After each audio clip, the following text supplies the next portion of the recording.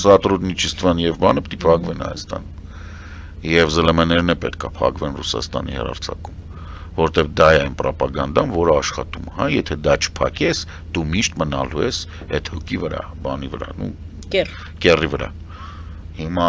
Նիկոլ Փաշինյանը պատրաստ է այդ կեռից իջնել, թե չէ, չգիտեմ, բայց այն ինչ որ Պուտինն է անում, ինքը անում է ինձ համար շատ պարզ հասկանալի մոդել, պարզ եւ հասկանալի, որտեվ կրկնվում է մեծ հաշվով,